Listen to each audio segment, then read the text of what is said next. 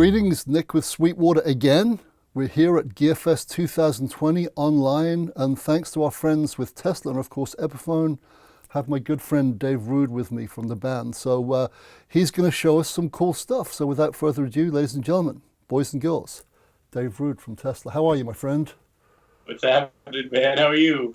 Just dandy, thanks. Thanks so much for doing this, by the way. Thanks for having me, man. I'm so excited. Now I've got a question for you, because Tesla's like the consummate road rat band. You're always touring. If you want to find you, I don't call your house, I look at see what city you're in. So this whole lockdown thing must have been the royal pain in the butt for you guys, because how have you been making the best use of your time in this enforced quarantine? Yeah, no, I mean, we're on tour pretty much year round, and so it's been a big adjustment. Upside is great. I'm getting to see my family, my wife and my son. That I'm gone all the time, so that's the big upside. And other than that, I'm just teaching guitar like full time. I used to kind of do it as a side thing here and there for fun when we'd be off tour, but I just ramped it up, so I'm pretty much full time Monday through Friday guitar teacher online. So that actually keeps me super busy, way busier than you'd expect to have your whole, livelihood stopped and then now be like, wow, I'm still working full time. I don't know how that happened, but, it's been lucky. Cool. So how have you been teaching via Skype or Zoom, that kind of thing? Yeah, Skype. Yeah. I used to do lessons in person, but over the last few years, even before this, I started meeting so many people on the road that wanted lessons that I just started doing it online until where really that's almost all my students are in different states, different countries. Gotcha. Well, this is the perfect segue, because I wanted you to show us a cool warm-up lick or exercise, and being as you're a teacher, you're not going to be able to show me one, but you're going to know what the heck you're talking about. So this is cool, allegedly, right? So this is cool. So what would you give a sort of intermediate player as something cool, not just a scale or chromatic thing? Do you have any little ditties that you have them play as a warm-up thing for both hands? Actually, one that I do, it is chromatic, but it's a weird one that I do it a lot when we're on tour. I'll do it. It's a good, especially if you got the nervous energy about, ready to rock, kind of the adrenaline going, just to move your fingers and kind of get the muscles warmed up. It's one I think it was a Steve Vai exercise that I learned years ago, but it's great. So it's a chromatic thing, but it's all messed up. So check it out.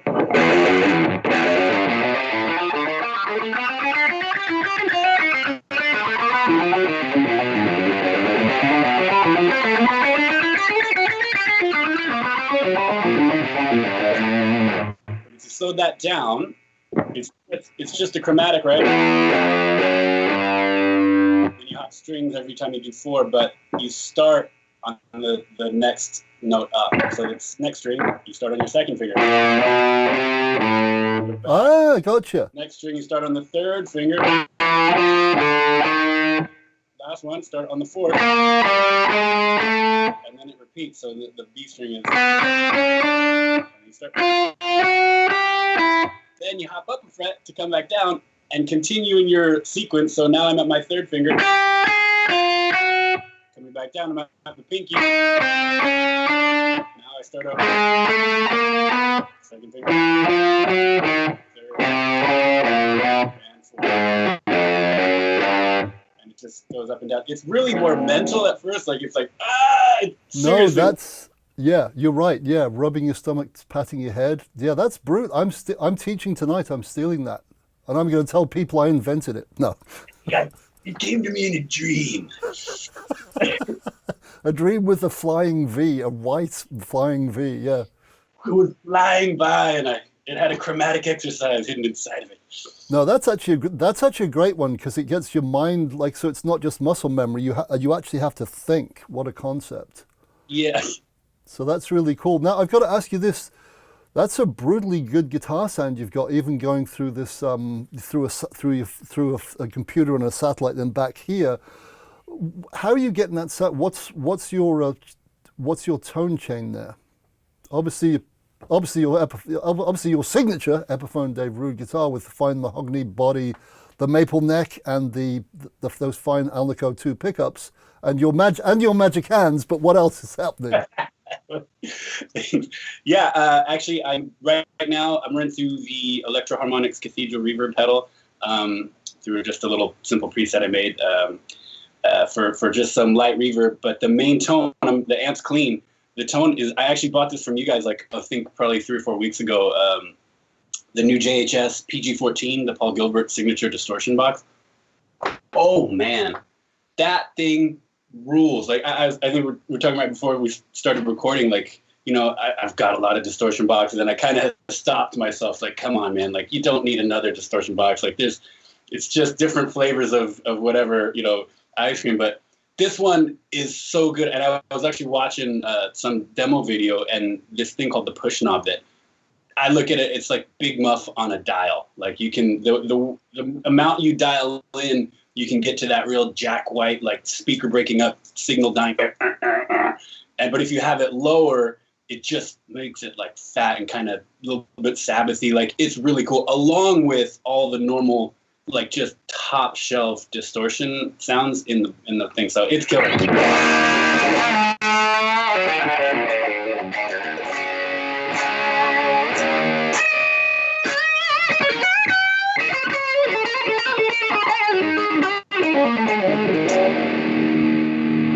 That's pretty impressive. Mr. Gilbert's not only a good player, he has good ears. I think, because that's some tweaking there. Oh man, yeah, it's sensitive. You can get a lot of cool tones out of it. It's a great pedal. Yeah, so that's my new toy, and that's my distortion tone. Yeah. Gotcha. Now, we've already discussed this in advance, so we kind of know what we're doing. We figured it would be nice to pick a solo that has the 4 essential food groups, which are basically note choice, phrasing, great vibrato, and nice string bending. And you do one live that I know all the time brings the place down, What You Give. So if you wouldn't mind sharing that, because it's actually an 8-bar segment, isn't it? It's like, it's a bar of F, then a bar of G, then one of E minor, then back to F. It repeats that twice, and that's the solo. That's the solo backing. So if you could just run us through the solo, and if maybe break it down into bite-sized chunks, and give us a lesson. And I'm not paying you for this, by the way. Sounds good. That'd be great. Yeah, dude. I mean, What You Give is one of my favorite songs, one of my favorite solos. Since, you know, when I was a kid, when I first heard that song, way before I was in the band. That song has always just hit me. You know, it's a lot of Tesla fans, you know, favorite song. And a lot of people get married to that song, you know, the whole deal. And that's absolutely one of the highlights of the night for me, because I think that's one of the best solos, you know, ever. So yeah, without further ado, it's got a nice, like, you know, rhythm pickup, creamy sort of overdriven round tone to it. And like you said, it's in G. So I'll just play it one time and then chop it up to the main phrases. Okay. So.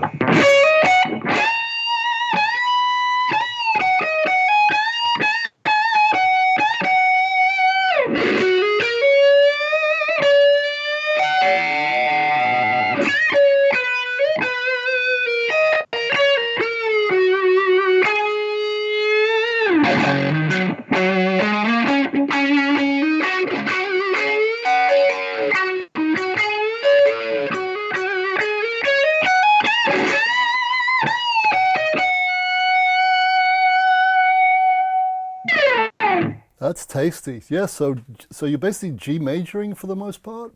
Yeah, you know, actually I had a student ask me about that the other day, and I think it's kind of like a G major pentatonic if you're getting like scale on it, but it's kind of one of those weird deals where it's bluesy like patterns and feel, but because of the note choice, it's still major sounding, right? It's never almost never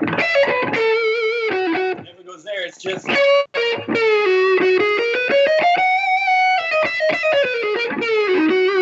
kind of more Allman Brothers-y, that sort of vibe, but it has that straight up blues feel, but having the major notes makes it really unique, right? And they're just those sweet, like, big bends, and you know, it's really great. And it's got another one of my favorite things, like techniques that sort of overbending to a note, like to make a little melody within the bend.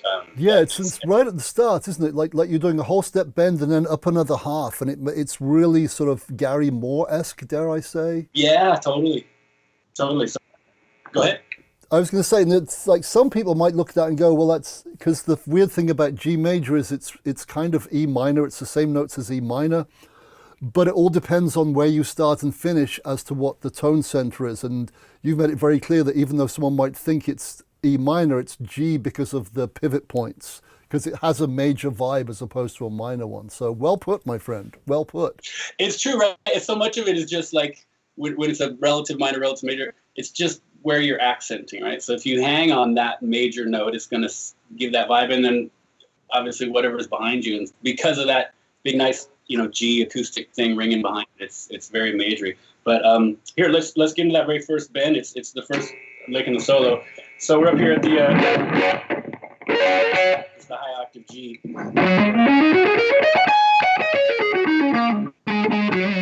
Like a sort of major pentatonic shape. But we're up here on the 15th fret of the B.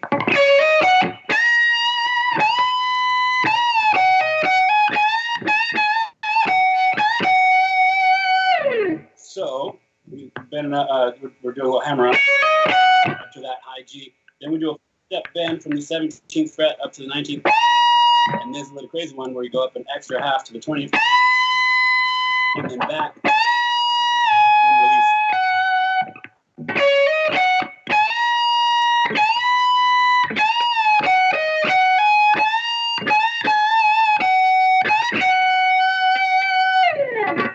And that's the first phrase as well. So cool. So that's a bite-sized chunk right there. Could you play it one more time slowly, please?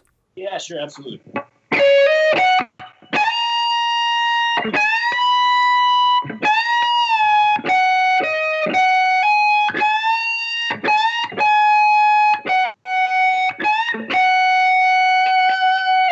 Yeah, it's really tasty. It's that the note choices. Yeah, it's a lesson in sort of. It really is less is more. One of the perfect lessons, in my opinion. And the vibrato is critical too. If you play it without vibrato, it just becomes very feelingless, very cold. Yeah, like right there, actually, I kind of took it out because I was doing it extra slow. But when I'm playing it for real, there's certain little spots where it's like, I haven't listened to the original in a long time, but it's just where it naturally comes out when I play it. Is like there's certain notes where it holds on, like so.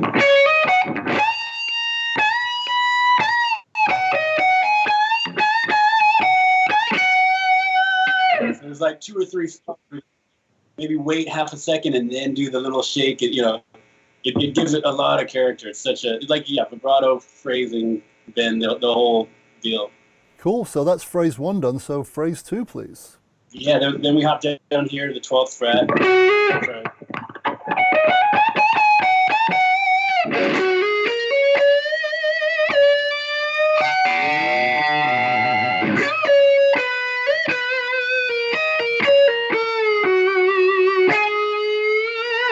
So that one, that's where people really think it's E minor-y, and that is over an E minor in the rhythm track. So it definitely has that feel, but it's still technically G major if you're thinking scale-wise.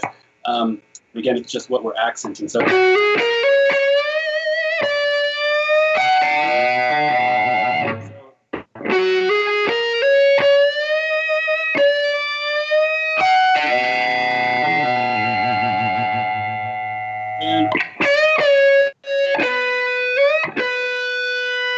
That's from the 15th fret.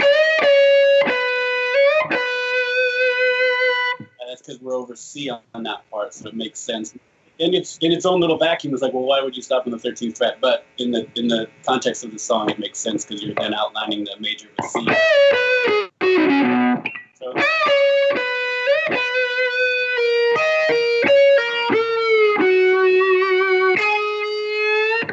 So then we slide down with the little squished pinky so you can get the B end. And just a little bluesy pull out.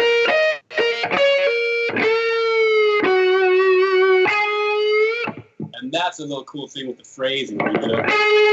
Yeah, that's a breathing point. Yeah. Oh, it's so cool. I mean, you could probably do it with a stopwatch, and it's, I'm sure it's less than half a second, but it feels like like the whole world stops until the next phrase comes in, which, you know, is something I always tell people when they're learning about like improvising or making their own solos, like building something. Like when you put in a little pause like that in the phrasing, it makes whatever you played before it instantly gives the audience a little bit of time to digest it, and so that sinks in a little more. And then whatever you after that pause, it's just like it's so dramatic because it's like because you're making people wait for it. So whatever note you hit after, it's gonna be like you know, it's so cool when you add a little spot of a rest in there. And that leads us nicely to the final phrase. So take it away, my friend. All right, so let's see. Yeah, we can start on that E minor one.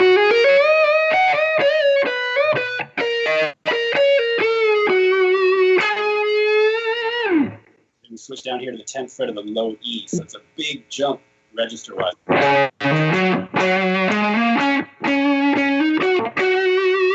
So right there, we're just doing some clapping and stuff, hammering on 10 to 12 to the G on the A3 the 10th fret.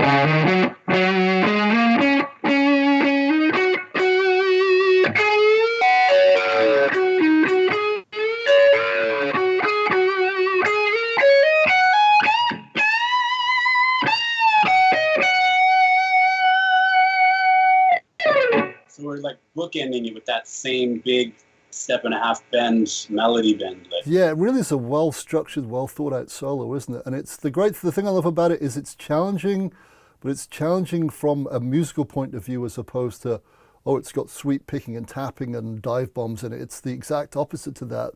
But in some ways, that's harder to do because you can't bluff by diving, hitting a harmonic and diving the bar and hoping that I lost my way. So, so. Yeah, exactly. Yeah, you can't do a pick slide there or a dive bomb with the bar because you've messed up. Yeah, it's all down to you. So, final question, my friend, and thank you so much for sharing that. That's a really cool solo, and you explained it very well. If there's someone out there watching this, and I'm sure there is, who would like to follow in your footsteps, what advice would you give them?